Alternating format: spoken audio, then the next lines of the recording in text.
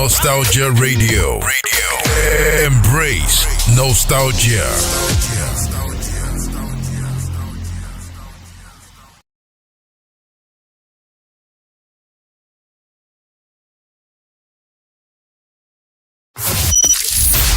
Nostalgia Radio. Embrace nostalgia.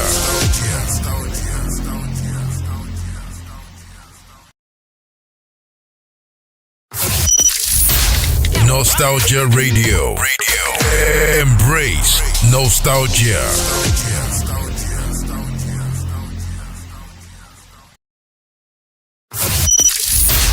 Nostalgia Radio. Embrace nostalgia.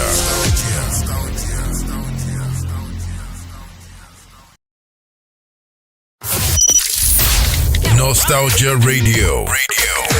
Embrace nostalgia.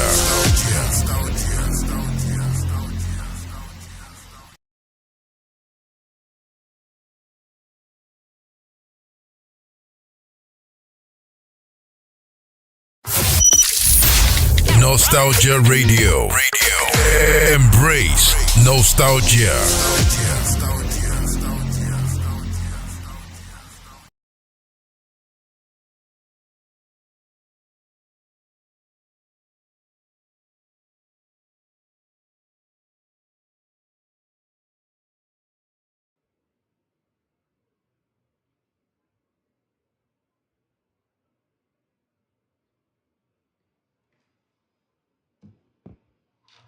Good evening.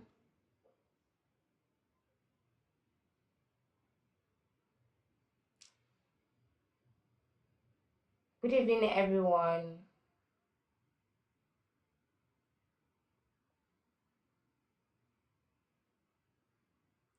Hi, good evening. Good evening, Mrs. Bolwatsivi.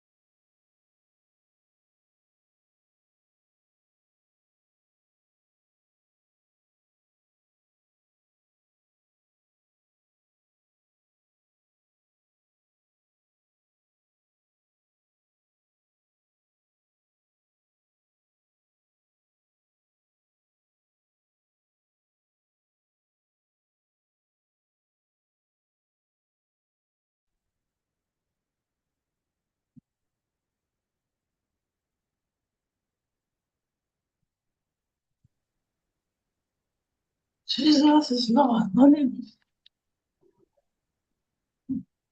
But I did this one. Oh,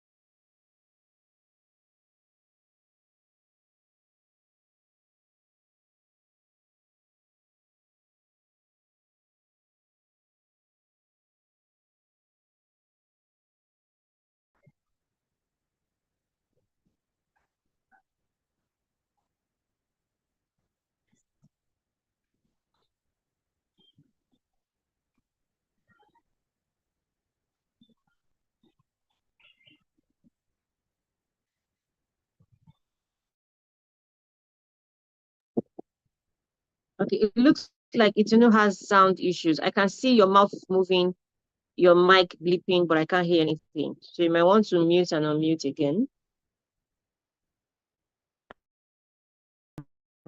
That Myself or Itunu?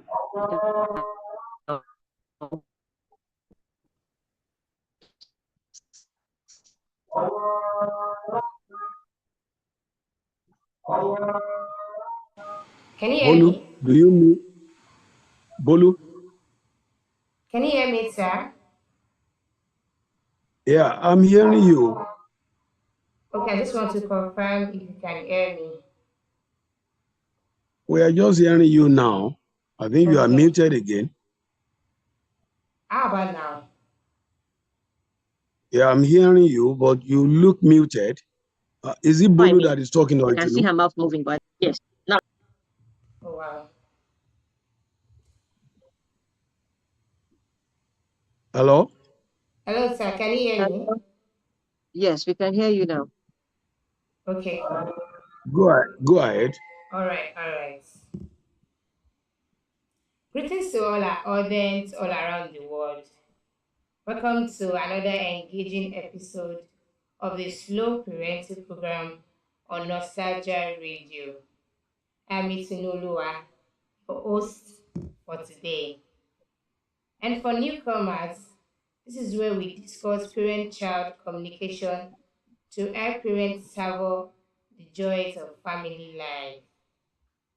And today, we'll be discussing the topic, the half but not the least. That's one, she's not my daughter. I take that again. The half but not the least. That's one, she's not my daughter. And our vast and experienced resource persons will do us the honor of further exploring this topic.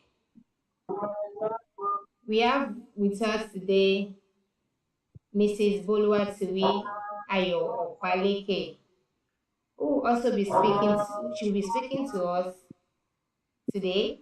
She's a writer, author, and a creative intelligence coach who is committed to helping people improve the quality of their lives. We have Dr. Mrs. Boluwatiwi Opaleke. You're welcome to the program. Thank you. Thank you. It's a pleasure to be here. Yes, ma'am. We have Dr. Sarumi Oyewole, the lead coach of the coaching network, and is committed to assisting youths find focus in the new world. You are welcome, sir. Thank you, Itunu. It's a pleasure being here. Yes, sir. We have Pastor Mrs. Yetunde Banjo. I'm not sure she has joined us yet, but I'll just proceed on to introduce her. She'll be speaking to us today as well, and she's passionate about women's issues, parenting, and helping people discover and fulfill purpose. And finally, we have Dr. Richie Adewuse. Uh, we are not certain if he's going to join us today because due to some health, just needs some rest. And Dr. Richie Adewuse is the founder of the Slow Parenting, Incorporated, the Nostalgia Media.net, and he is also the author of some of the much needed resource materials on parenting, including 7.5 Temptations Parents Face.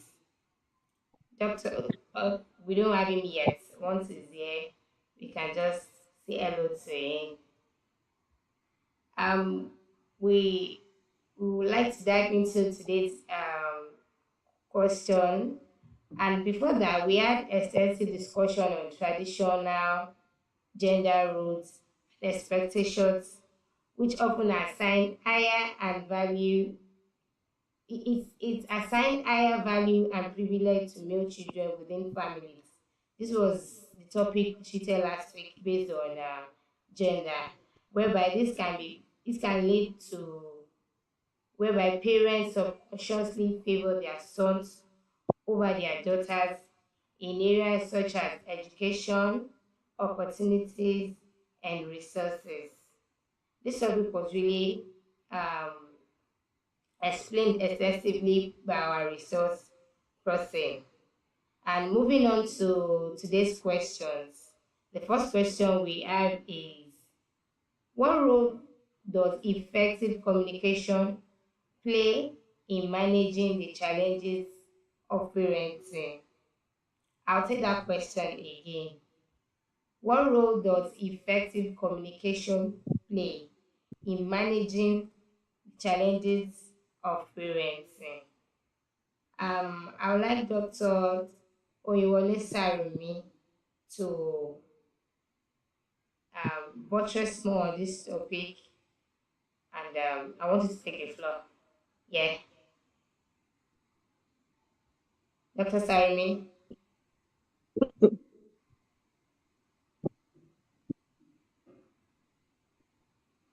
Okay. Let's Mrs. Boluwatiwayo Paleke. Um, can you take it up, ma'am? Okay. I don't know what's happening because I also saw Dr. Sarumi's mic on mute for a while, but I couldn't hear him. No, I just came back. So The that thing just.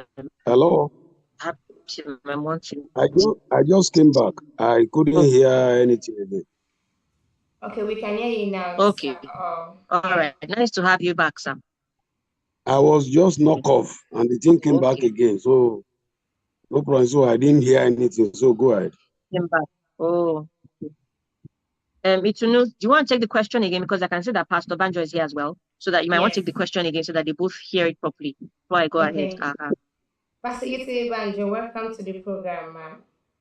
Thank you so much. Thank you, Tunu. Hello, everyone. Sorry I'm late. Welcome. You're welcome, madam. Thank you. So the first question is, what role does effective communication play in managing the challenges of parenting? So that's the first question we'll be discussing. Dr. Sarumi, would like you to Yes, watch so more on that topic or question. Rather. okay, all right. You want me to go first, Abby? Yes. All right. Effective communication is part of life, and so it is one of the key things.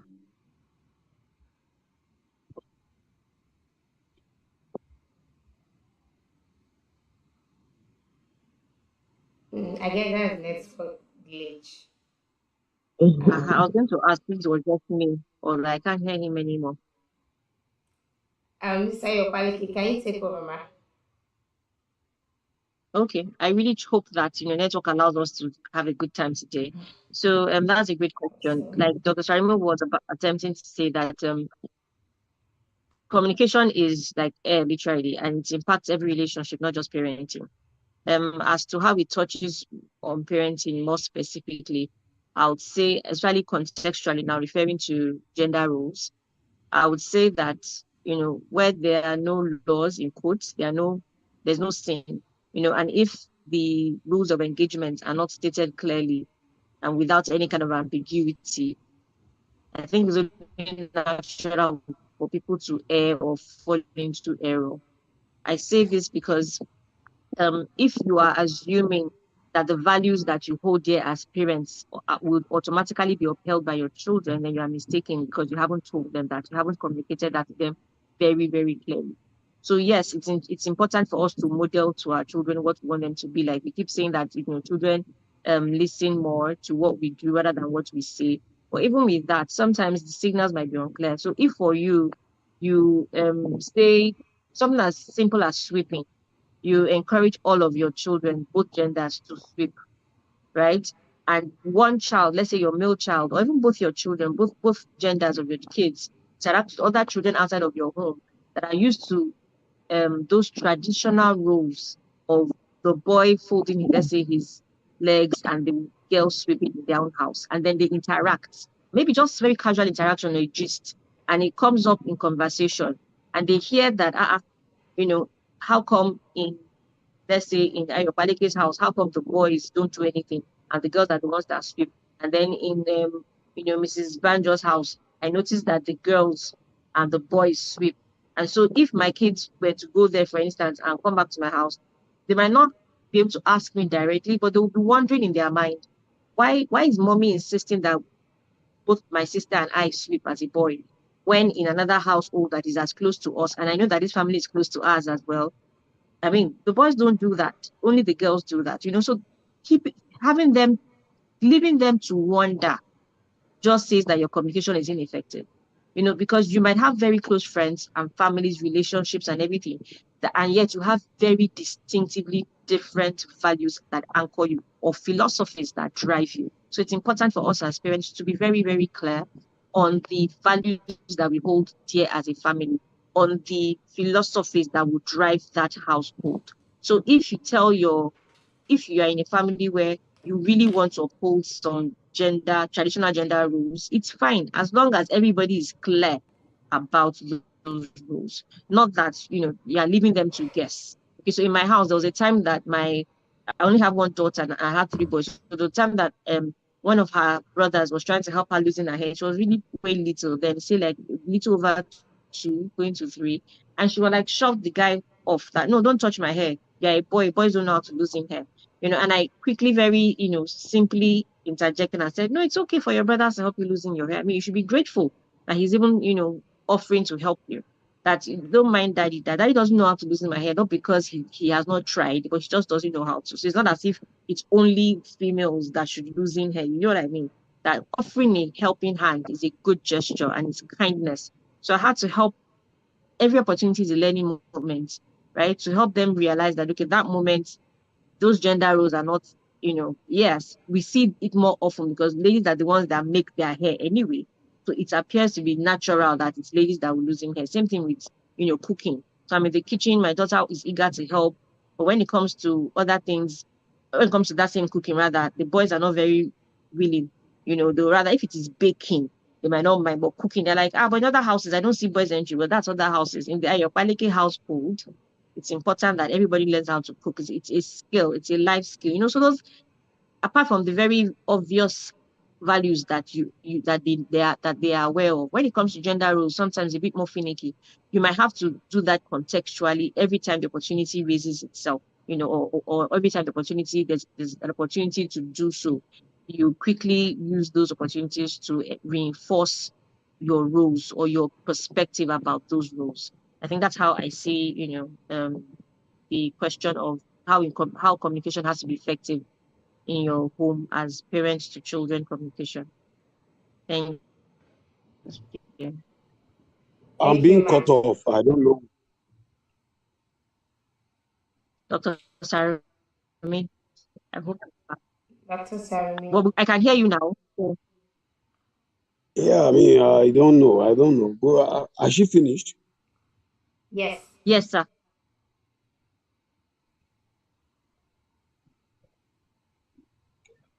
Okay, is this the same question we are answering? Because I can hear gender. So I'm lost. So maybe Yes, Mrs. sir. You don't I like can hear you don't gender. like That the was thought of that was gender? what we discussed last week. No, So because we discussed gender last week, so I she was didn't talking about I didn't communication. understand the issue of gender. We're talking about effective communication, so I'm a bit confused. That's why I kept quiet. Kept quiet. Okay. I Should did Okay. I I so only retake the maybe put question in again? gender to show how. Yeah, please take the question again for I, Dr. Sarah.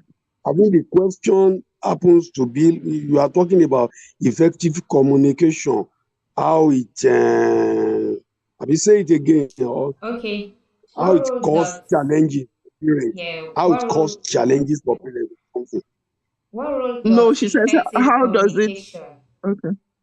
what role does effective communication play in managing the challenges of parenting? Okay. Uh-huh. Yeah. So let Mrs. Banjo go ahead so I can talk last, so to be able to understand the context. because I'm Why is confused. that? Gender and effective. So, I'm waiting for you to talk, sir. okay, you are waiting for me to talk. Yes, sir. So you can go ahead. Okay, Don't mind my what I gender wanted to introduction. say, on is because is effective communication is very important in life. And then when we now talk about parenting, is even much more important because that is where children learn. And for me, it must be a two-way, communication, which will help, the child building the child's self-esteem and then development. That's what I just because, for example, effective communication, one of it is encouraging phrases, is also praising rather than condemning and then criticizing your child. So that and then listening to that child whenever he or she had made a mistake or he or she wants to say something. Because if we give them listening ear, it will boost their self-esteem and then enables them to feel that they are worthy and they are loved. So that's what I felt concerning effective communication. But you see, if I'm going to be discussing effective communication, I will take quite time. But let me just say a few things as I go on. There is reason why communication is very important in parenting. And just like we say, concerning any behavior, childhood, is a period when people, are very incredibly moldable and then they are open-minded. Therefore, if parents will use that time to be able to create interaction and then use situation to depict what is truth and what is right to them, because at that age they are very malleable and they can learn and absorb a lot of things, so that will be the time that they will have developed the experiences that they can use whenever they grow into adulthood. Because of that, it is important that parents learn how to communicate. Now, how do they use it, effective communication, to manage challenges? Because it's quite a challenge. Because number one is that every parent must understand their children, the most. And one child is quite different from the other.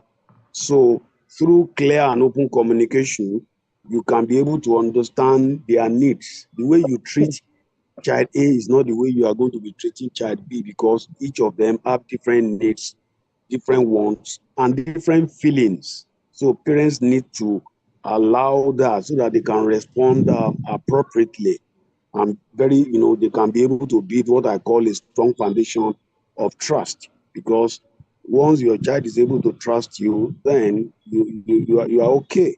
And then the second thing where effective communication is a challenge for parents is how do I put it now?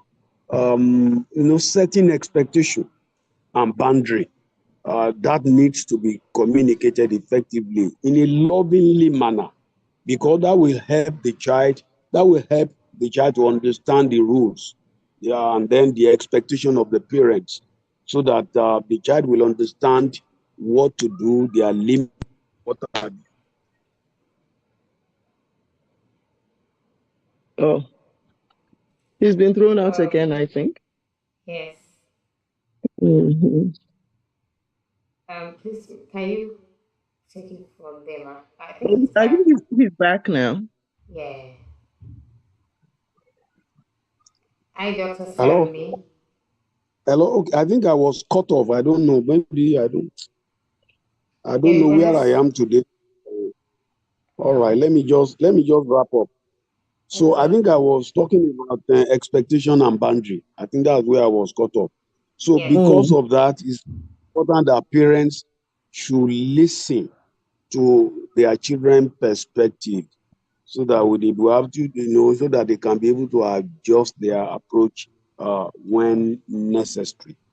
And let me just mention one point again. Sometimes there are conflicts at home, and therefore communication is going to be the panacea that will help us to resolve it. Because there will be disagreement when you have siblings and what have you. So when those disagreements do arise, and I could remember in those days when it happens between my boys, so I just see them, start them down so that we can be able to find out what is causing the problem and what have you, so that when you talk things through with them calmly and collaboratively, it will, it will help the child to understand and develop the ability to resolve problems.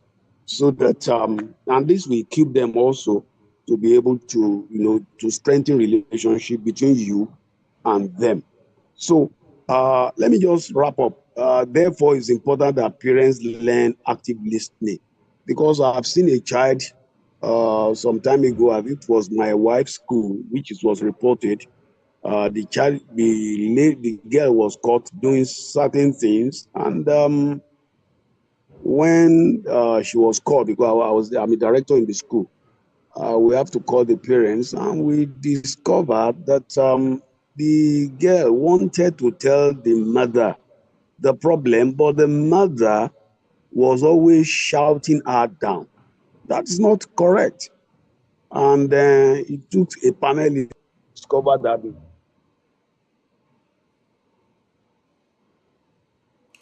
My Oh, guest has been thrown okay. back out again. Pastor, Mrs. Yesterday, please can you proceed? Okay. Yeah. So the role of effective communication in managing parental challenges.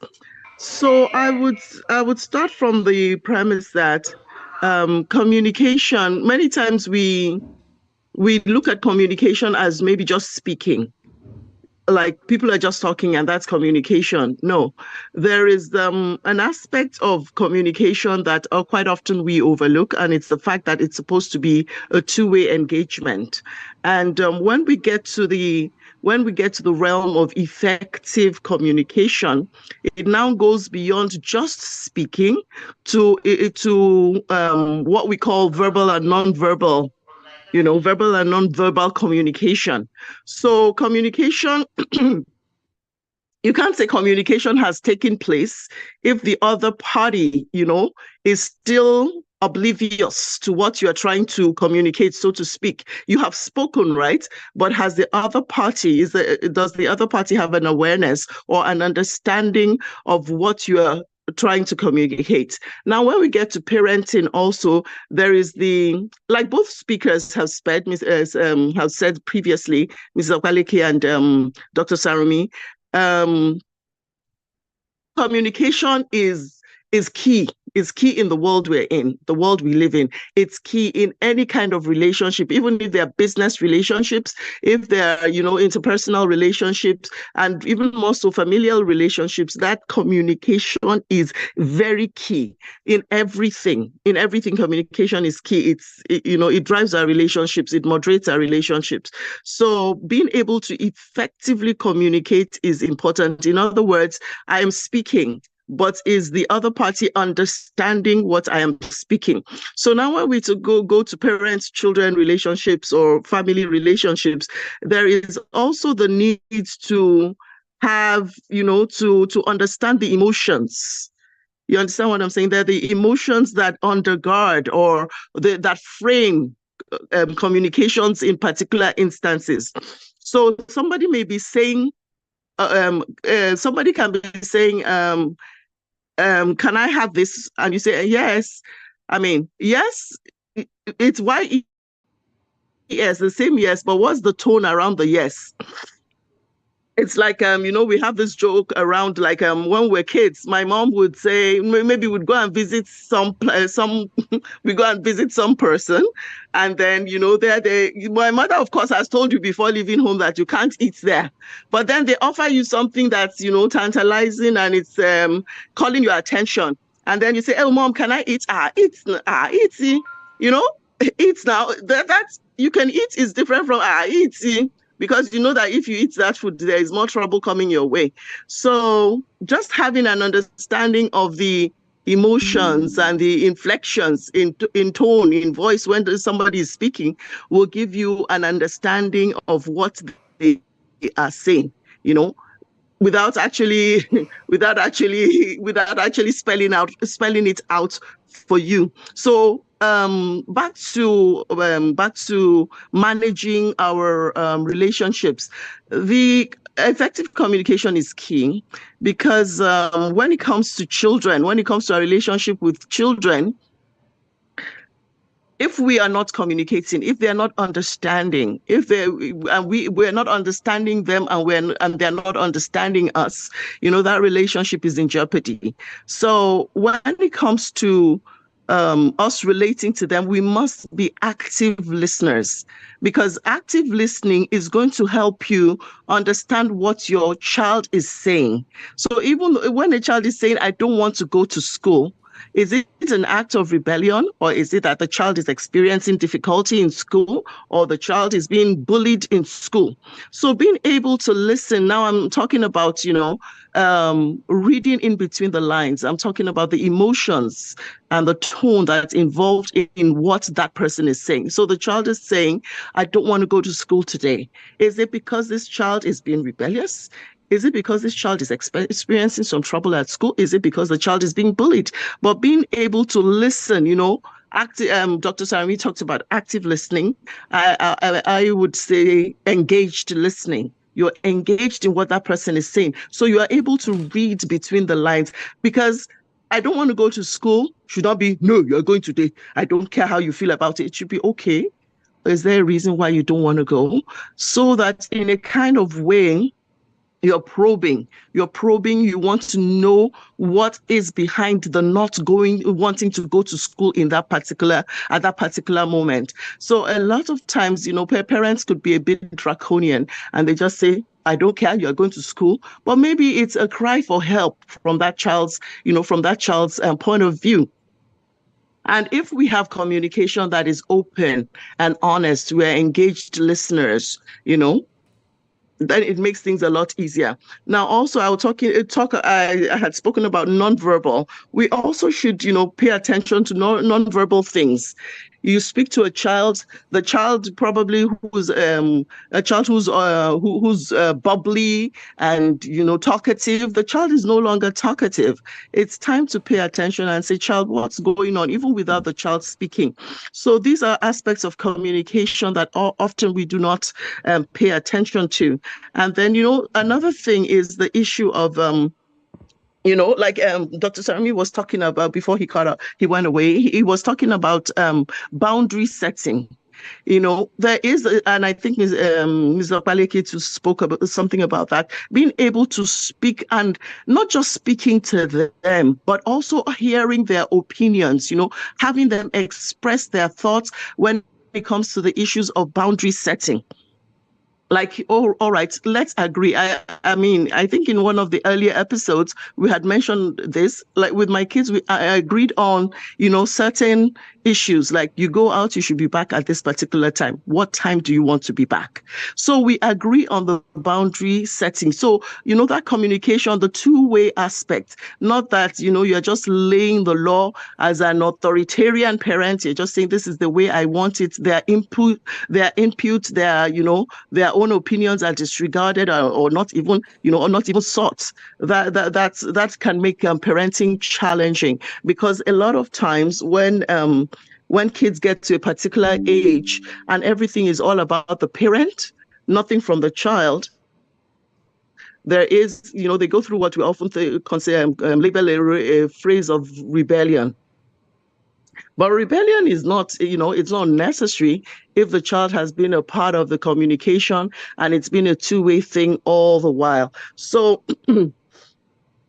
so active listening would, you know, in terms of knowing who each child is. I think Dr. Sarami talked about that, knowing each child. I think also in one of the previous episodes, we talked about, you know, each child being different.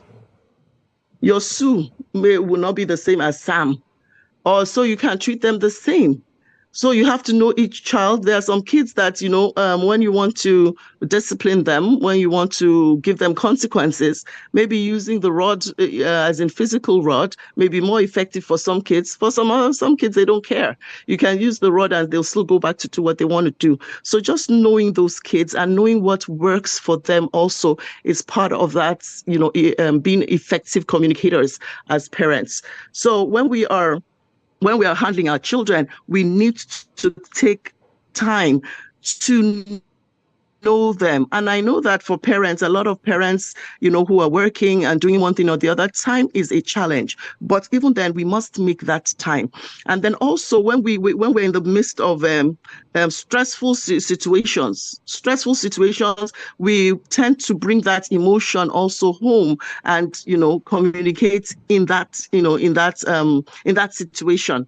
And the communication when somebody is going through some kind of emotional issue, I mean, it can never be effective. So it can never have good outcomes. So just being able to understand what we're going through, what's going on in our lives, in our own lives as parents, and being able to kind of tone things down when we're having issues, There could be stress between both parents. There could be stress. There could be stress at work. There could be stress in different forms. But being able to recognize that and tone it down when we're trying to deal with our children is important as part of effective communication. Thank you. Thank you so much, ma'am. Our resource persons have they've really discussed extensively on this topic. And some of the take homes for me are parents should engage in active listening, which is also called engaged listening with their children. And they should also engage in non-verbal communication. Another thing I took from what they've all said is they should hear their children's opinion when it comes to boundary settings. It shouldn't be one-way thing, it should be two-way thing. And when it comes to um, children, No, they I have think different. that should be what you have just said should be age dependent. I don't need there are when a child is still at the level where he or she needs control. I don't need to ask her or him to set boundary.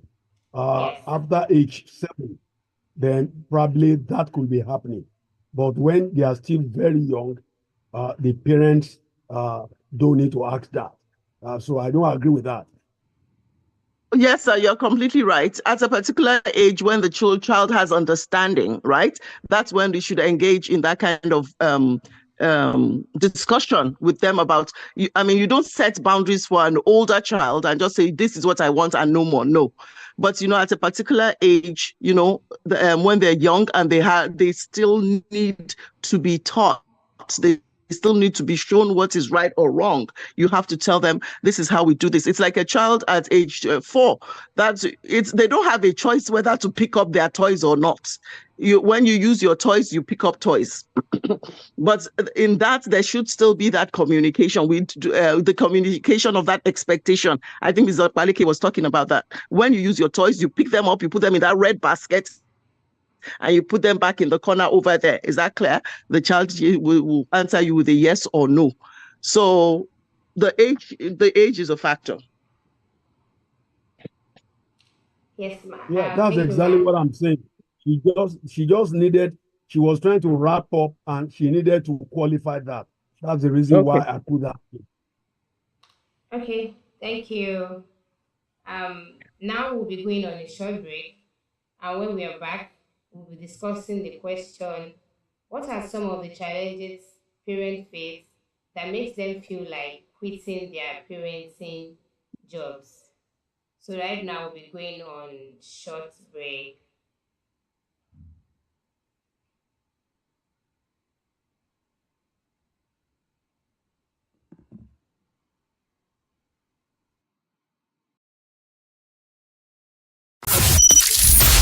Nostalgia Radio. Embrace nostalgia.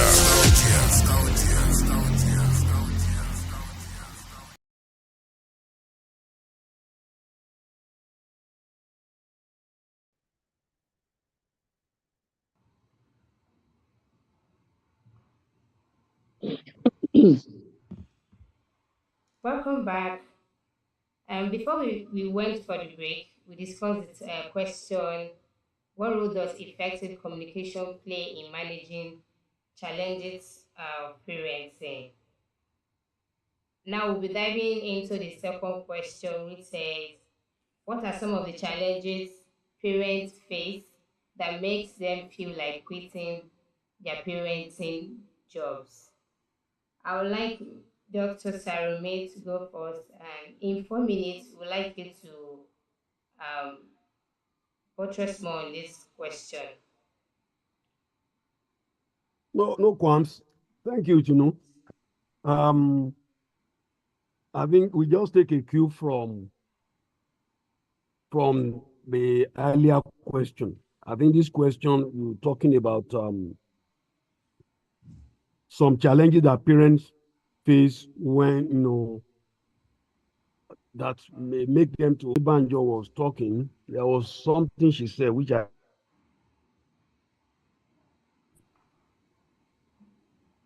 is the lack of time is one of the great challenge because right now consumerism has spread its tentacles over our society, and parents are they are working long hours to meet children's wants and not just their needs, like I said earlier.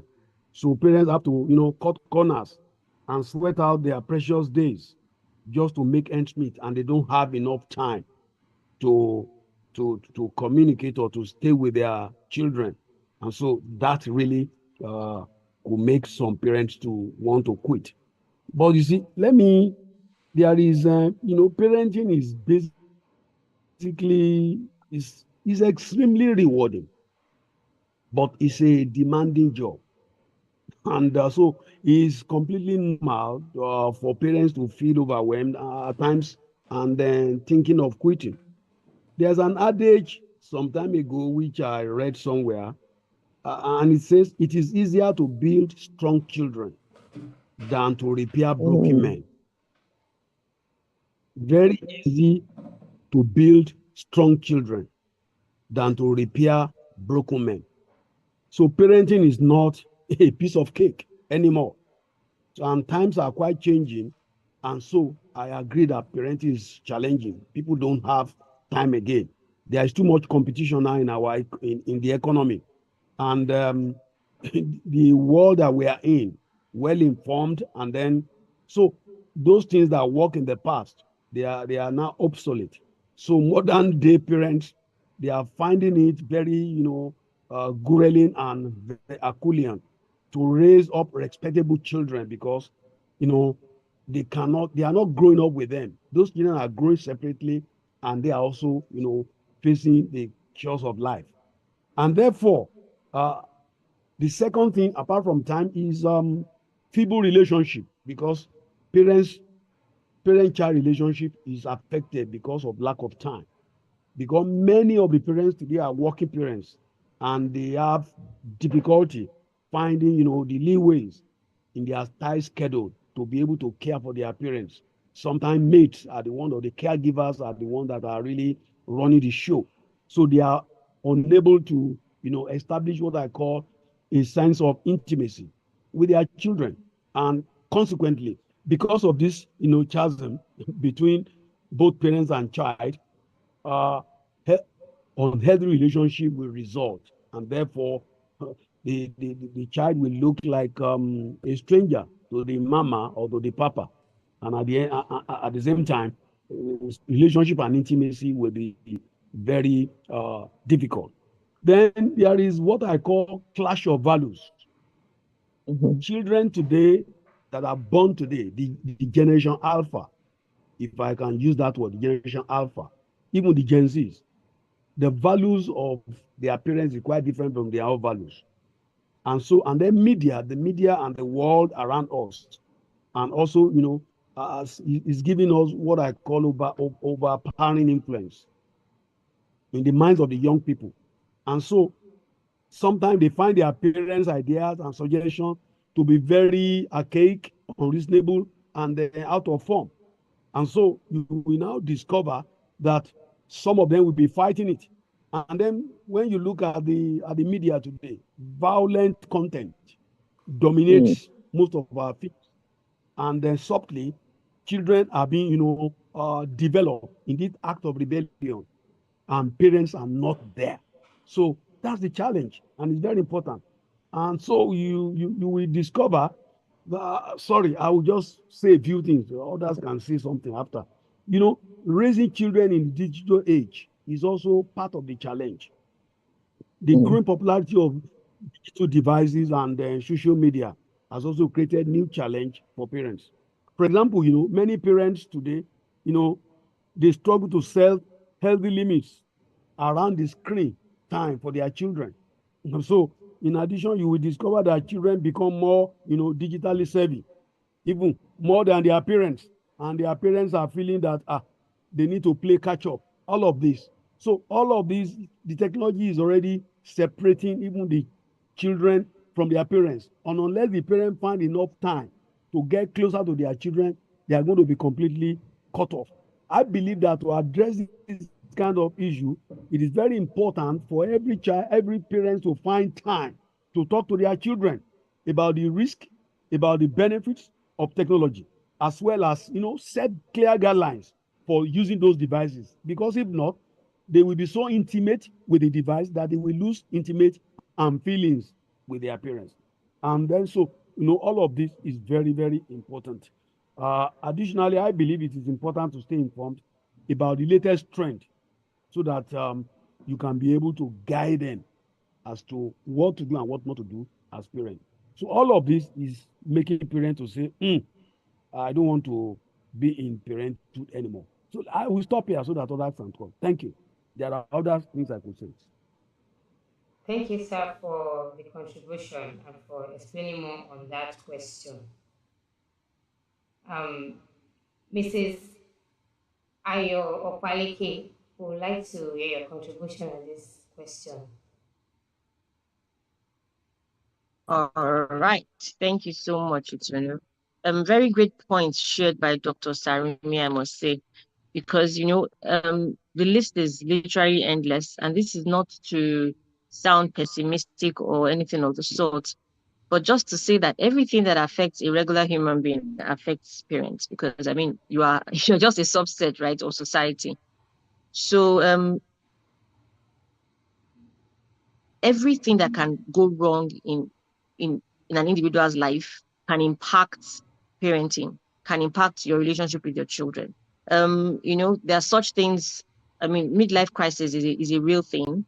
So your parents are at a point in their lives where they are perhaps questioning their own values, questioning all the ideals that they have upheld, all the beliefs that they have leaned on for decades, and then all of a sudden something happens in their lives. It could be death of someone that they love, it could be grieving, sizing that affected them negatively. Emotions can have a domino effect on parenting, and so it just tells you that if a parent is not perhaps well prepared or hasn't built their resilient muscles before they get into that stage in their lives where they are negatively impacted, it will come to fall. It will show in how they will begin to parent from that moment onwards. So everything that affects any individual will affect parents. You have situations where some parents maybe had someone at work talk down on them or strip them of something. Right now, more recently in Nigeria, for instance, companies are busy again. This usually happens at the end of the year. So some happened at the end of the year, some happen again this first quarter or into the second quarter, and so such realities, those very underlying issues are like layers and layers and layers of things that negatively impact that individual. And if the individual is a parent, it will show in their parenting. Also what some of them have, what Dr. Sarumi shared also about timing, and I think Pastor Banjo mentioned that as well, how that timing is a real thing. So for everything that is dear to your heart, you need the commitment of time to get it done, to fulfill that task. to accomplish that responsibility. So if parenting is important to you, you require 24 hours. I mean, truthfully speaking, parenting is a 24-hour job. Being a human being is a 24-hour job, right? So every time that you are not with your kids that you forfeit for that 24 hours would impact them one way or another. So if you have not enough time for yourself now, not even the parenting now, for yourself, so you have put time to, you have devoted time to yourself as a parent to say, this is time I'm going to give to my kids whenever they're around to parent them. I'm devoting time to the significant parts of my life, like my career. I'm devoting time to perhaps my religious, affiliations or whatever. I'm devoting time to maybe some organization that you are devoted to. Maybe you hold management positions in such places, so you are devoting time to that. And then you leave out the important part, which is yourself. So you don't have any time to relax. You have no relaxation budget. You have no time to unwind. You have no time for self-care. After a while, but the effect of that burnout is that you take it out on your children or your significant relationships. So it could also be something as simple as a conflict that was unresolved and was just allowed to fester.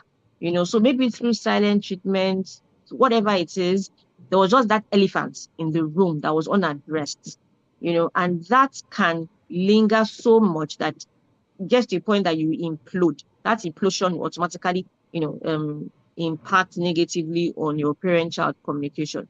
So this is just to say that if you're looking for what can go wrong or what can impact a parent, it's literally everything that impacts the world. So whether it's even something as far away as it were as dollar rates that you think, okay, it's economical, it's at the economical stage or the world stage. It could just be weather. Something as simple as for women now, and depending on the stage of the stage that will go through menopause later in their life, that can also impact on your parenting. You just become suddenly irrational. You can't say why, because your hormones are going here and there. Even something as seemingly, I don't want to use the word inconsequential because it is not, but something as simple as someone, road rage impacts you. You get back home, person that comes across to you. So if your child is the one that opens the gate for you when you're coming from work, you could just realize that you are irritable and that thing that the child does, impacts you. Or literally anything. This is just me saying that anything that can affect a human being at whatever level can impact you, as a parent. So some parents even get to a stage where they become, for lack of a better word, needy. So the same way you have parented your children for so long that you derive a source of identity. Your overall sense of identity, your self-concept is so tied to that action of parenting that when you're becoming empty nested, your children are leaving, you begin to grieve the moments when they were there and they needed you for everything. So you long for phone calls. I know that one time my mom was always longing for my phone call, like as if her life depends on it. Like, you have not spoken to me in 2 days. I'm like, okay, I have my own children I'm taking care of. But it's just a need, a genuine legitimate need that parents would have at a point. So all of those things, just impact how parenting will be done and ultimately impacts the quality of relationships we have with our children as they grow older. That's my share. Bolu, that's your conclusion. Sir? That's your conclusion. Yes, That's sir. your conclusion. I have an adage for it. Okay. And the adage is, waste time with your children so that they can realize that love is always free. Mm. Mm. Hmm. Mm. That's That is very key. I love that. That's why let me just add that one. Waste time with your children So they can realize. so that they can realize that love is always Love. free. That Wow. love is always free. That is very I just want to add so that Mrs. Banjo can come up. Thank you you, sir. very much, sir. Our pastor, Miss Banjo, you can. Thank you. All right. Thank you very much, Itunu. And yeah, I think I love what Dr. Sarami said. Waste time with your children so you can realize love is always free. There should be, there should just be those downtimes that you're not particularly doing anything routine or scheduled, just just allow yourselves to play together. And I think when I talk with my kids, the best times they've had are when we just sit down and do, I think, play games.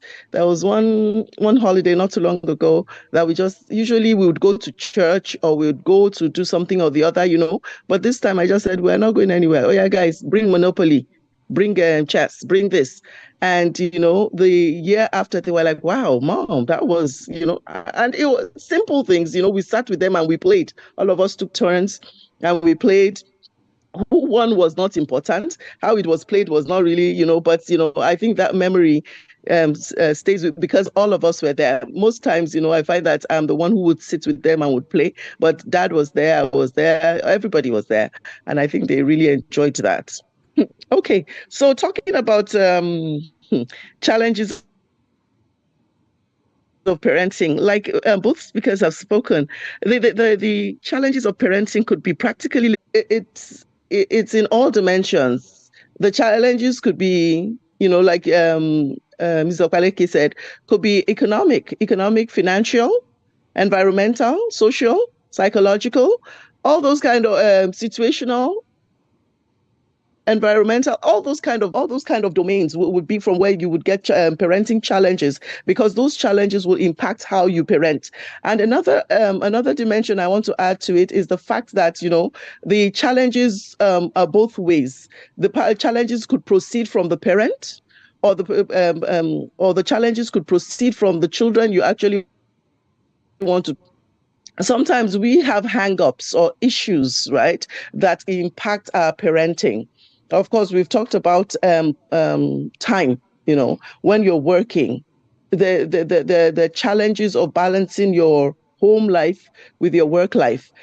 That's standard for a lot of, even for people who don't work. You see that the mothers of these days, they're just so interested in social media that they're not they're not getting anything productive from, but they'll sit with social media. You mean so, and they'll be listening to rubbish.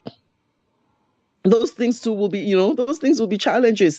Maybe the child is pulling you and saying, mommy, I want this. Say, go to a kite, go to a kite.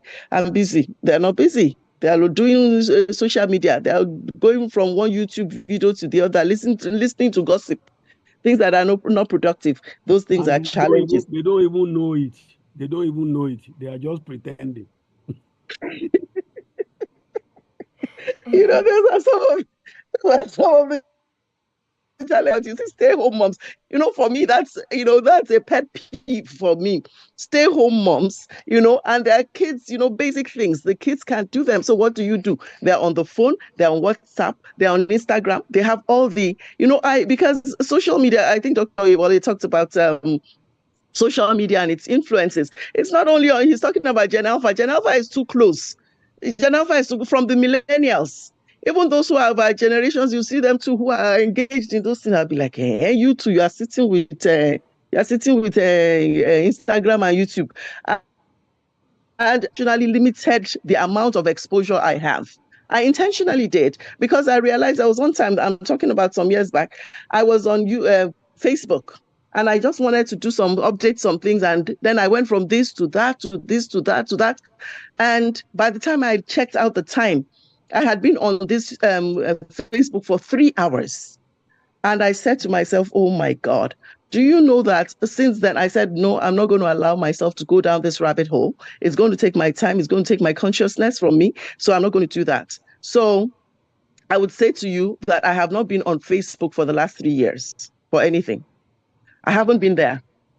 So because I just want to retain my sanity and I want to manage my time well. So even when it comes to WhatsApp, I try to manage the time. So timing, I don't want to belabor that issue. But then again, there are other issues, like in the person you co-parent with, the spouse. Are you on the same page on many issues that touch the children? Because if you are not, then you're not going to be able to parent effectively. It's going to be a challenge to parent. If you want and your spouse wants those things kept up, that is a challenge, because the children you are trying to parent, it's going to be troublesome for them. And children are great psychologists. They know how to play their parents. They would go, didn't hear that action, and say, can I have that same thing? And then you say, just like, oh yeah, go ahead, go have it. You are creating problems now. The kids are going to be playing you against each other. So, parents, both parents must be on page. If you are never on the same page, you're going to have issues when it comes to set boundaries, even issues when it comes to consequences, issues when it comes to what is allowed and what is not allowed. That is a challenge. You have to be on the same page with your partner in parenting. Then another thing also is many parents lack an understanding of what parenting entails. They lack an understanding of what is the expectation of me as a parent. So we all know there's a popular saying children don't come with a manual. That may be true, but we also, before getting into parenting, it's important that we have a clue. We understand what parenting is. Many of us who are mothers, before we have our babies, would read about books, what to expect, when you're expecting, and all those kind of things. Oh, yes, we read about those things. But those things do not tell us about, how do you parent this child? It tells us about changing diapers, breastfeeding. Maybe this is going on with the baby and all that. This is what you should check. But, when it actually comes to parenting, not just the taking care of the baby part, but raising the child, training the child in the way they should go. Some of us probably have no clue. Some of us would maybe take our cues from our parents, and our parents may not have been the best parents on the block. But so when people come in without an understanding of what it entails, it's going to be a huge challenge. And then again, when it comes to the children, not knowing our children, we've talked about it's important, not knowing the children and trying to, just apply the same thing across board, the same kind of treatment, the same kind of punishment and everything. It's not going to work, because if you have 3 kids, you have 3 different personalities. You have 3 different personalities, and what will work will take time to understand. So if parents do not take that time to understand each child, what works for them, what does not work with them, what can I use to motivate this child, how can I inspire this child, how can I give a consequence to this child, and you don't take time to know that, it's going to be a challenge. You want to apply everything across board. It doesn't work. Then another challenge might be having children with special needs.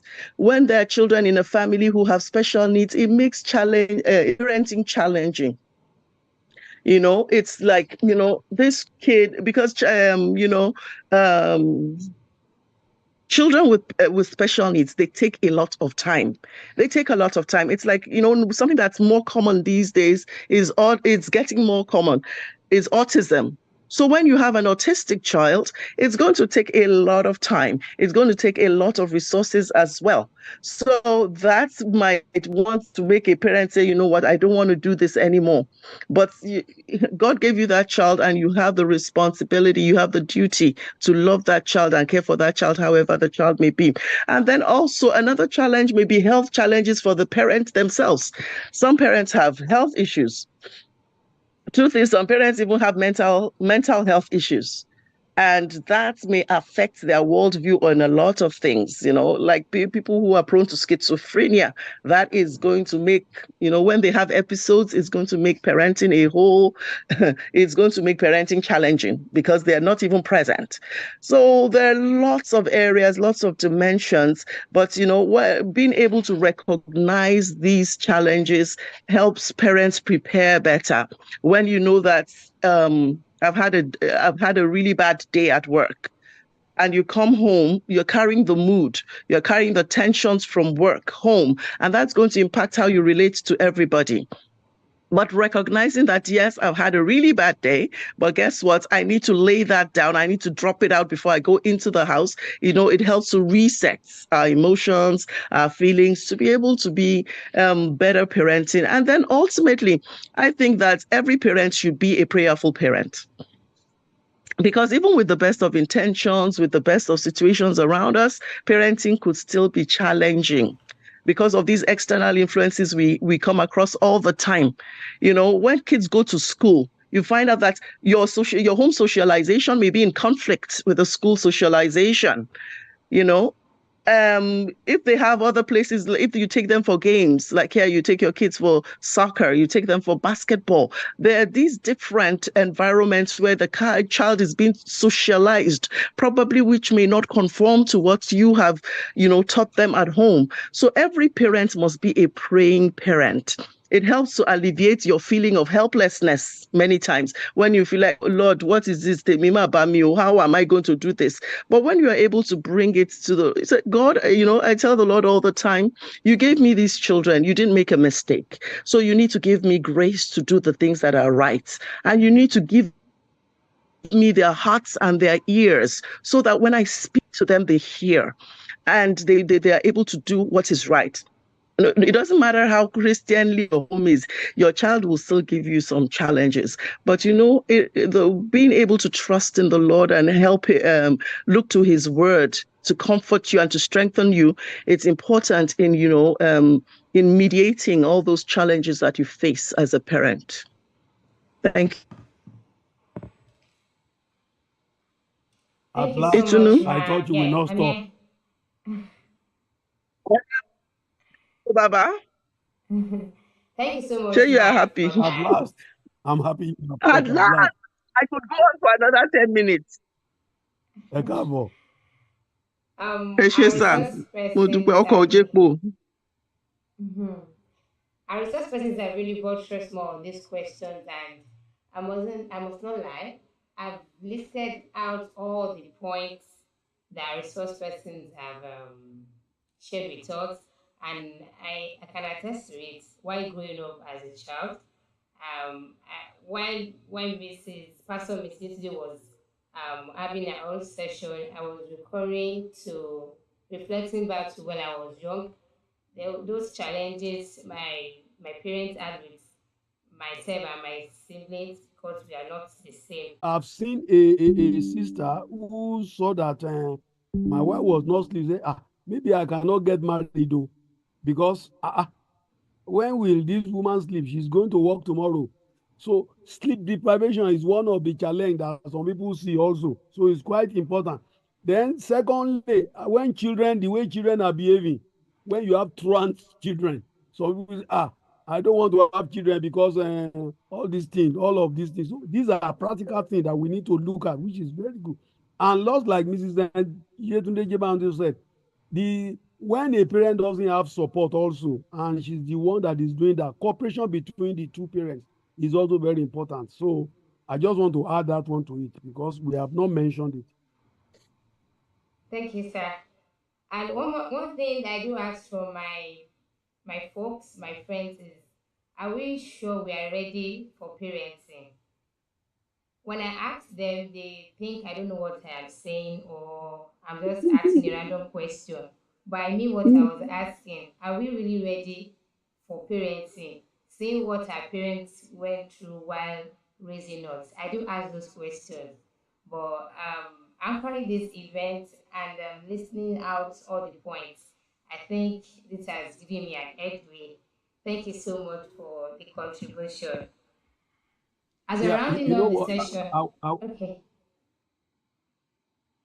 One thing is that I was speaking to a 42-year-old man today, who the parents asked me to cancel him so that I can get married.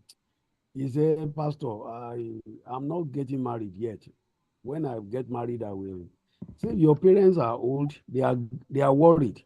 He said, I knew what they went through. I'm not ready to go through the same thing. He's comfortable. He has everything. But, yet he's running away from parenting.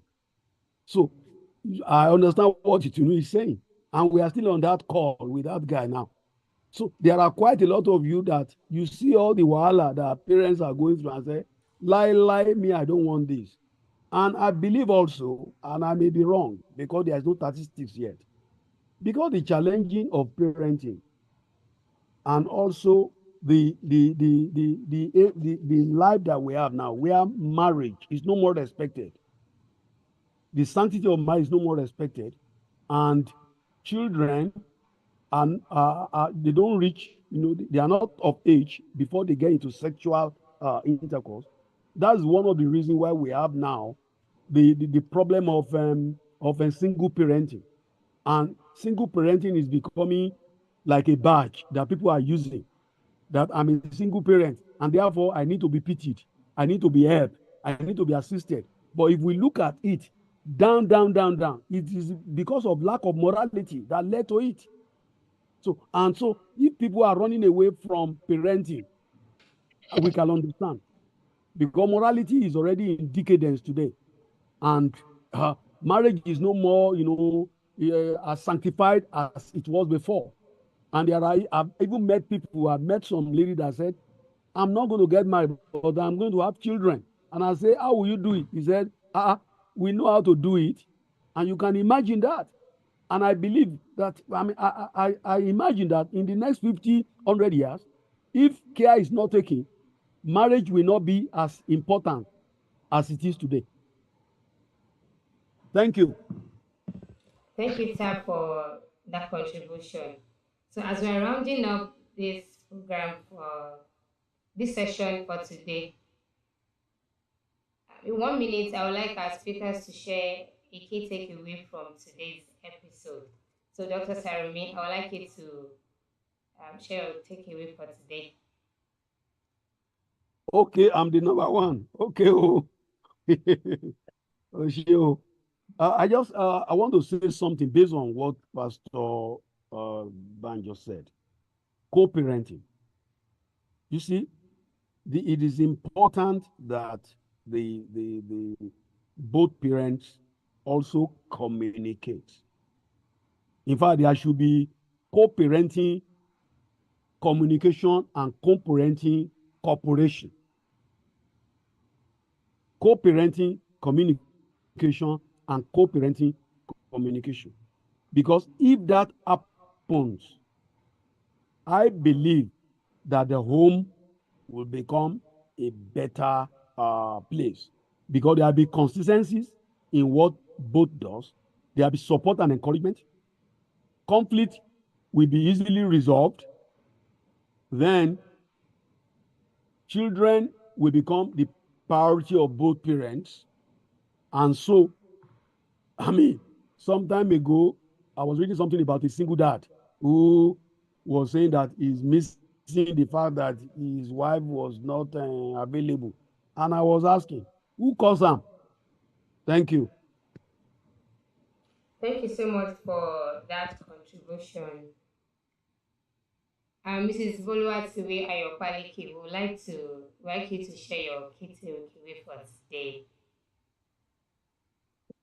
Oh my goodness, you can see that I'm laughing a bit. Dr. Sarimi just got me laughing when he was talking about how many decades, centuries down the line, marriage might no longer be attractive. And it's true, because as you know, what we think is silly now might become the norm in a couple of years. Many things that were aberrations, like taboos in the past, we barely bat an eyelid now, right? Whenever we hear them. I have not a close friend, but I know someone very personally that has said that this her banging body must not change. So she's not even considering children. Like, children how? Like, so that they can spoil her body, like so that her breast will sag, so that her tummy should not be wearing those, postpartum belts. That no, that no child is worth. Like, what happens to, so short of saying that she can go and shop for the child, like, so for her, adoption is not because she wants to take child off the street, she wants to reduce, she wants to help. It's not charity. Do you get it? It's like, that's what I'm going to do. As in, I'm not even considering, not thinking about what her spouse would say. Dr. Pastor Man wanted to say something. I can see Pastor Man is eager to spill. So I'm looking forward to what you have to share. But you know what I mean? I'm enjoying what you're saying. Go on. That's what. So I'm as in, like, the shock in my eyes, I couldn't hide it. I was like, I could, if I had a mirror to my face, I'm sure that my jaw must have dropped. I could have dropped. Like, what did you say? But that's her reality, and she has conviction. She's very, and look at, so that's one way. Another way is traditional roles too, or maybe traditional roles, but traditional concepts, ways of looking at things that this, because of how I have repeatedly seen a particular culture treat women, treat people that are pregnant, treat conflicts, how they have resolved conflicts that have been one-sided, have been, very partial and prejudiced. I do not want to ever be in that position. So if parenting is what's going to prevent me from doing that, then I don't want to. So there's just, like I said that, during my share, everything that can impact a human being can impact parenting. Like the silly things, the serious things, the whatever, however you want to look at it, can just impact parenting. So yeah, that'll be my round off statements. Thank you so much, Mark, for the contribution. Yeah. Mommy's the last one. So, but go ahead. I cannot laugh with you. Mommy's here. Go ahead. Sir. Okbari. Ẹ̀yin lẹ jáde lọ, kò sẹ́ni lè yín jáde.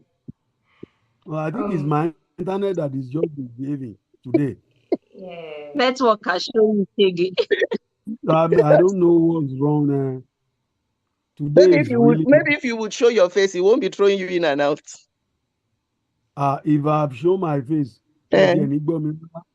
really? What kind of fake internet is that? I cannot take two things at the same time. Because it's weak. I have two internet and I don't know what's. I have MTN and I have SpectraNet. I don't know what's wrong. But that's okay. It happens like that. Yeah. Pastor Mrs. Yetunde Banjo would like you to share your takeaway for today's episode. The way you go on with my full name, it's such a mouthful, Pastor Mrs. Yetunde. It's a lot. They call me Pastor Yetunde around here, so that's fine. So, okay. A thought I'll just want to leave us with is the fact that I think parents need support, and there's the need for support groups. Like back in the day when we were growing up, we understood that it took a village. It took a village to raise a child. So, I think that parents today, because we're increasingly getting isolated, and you see those valuable connections we had around us, they are being disrupted. So it's important for us to, here you find parent support groups.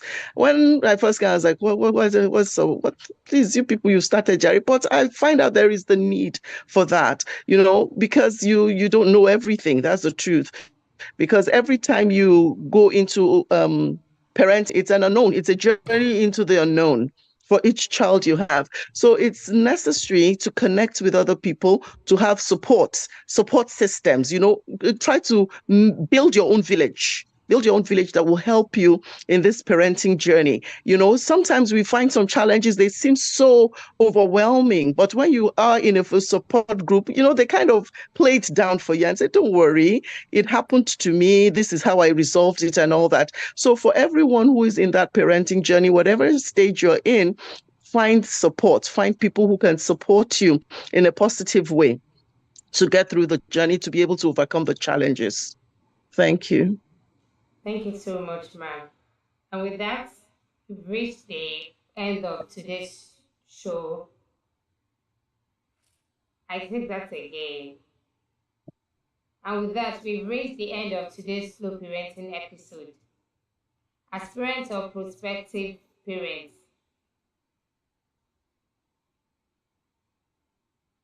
applying what we've learned to navigate the complexity of parents, we should consider these points and put them into consideration, so it's going to help us on our parenting journey. Follow us at Slow Parenting on Facebook, YouTube, and nostalgiamedia.net. And you can also share your opinions and questions from any episodes with our team to address. Join us again next Wednesday, same time, same place. Goodbye. Bye. Goodbye. Bye-bye. Get, Thank Dr. you. Richie, get well. No problem. It is well with him. Yes, get well soon. Senior Well with Richie, take care of you. Bye, everybody. well. Thank you, Bolu, Itunu. bye. Bye. Pastor Bye-bye. Yezide, Yes, bye. madam. Bye, sir. Bye, too. Bye. Bye.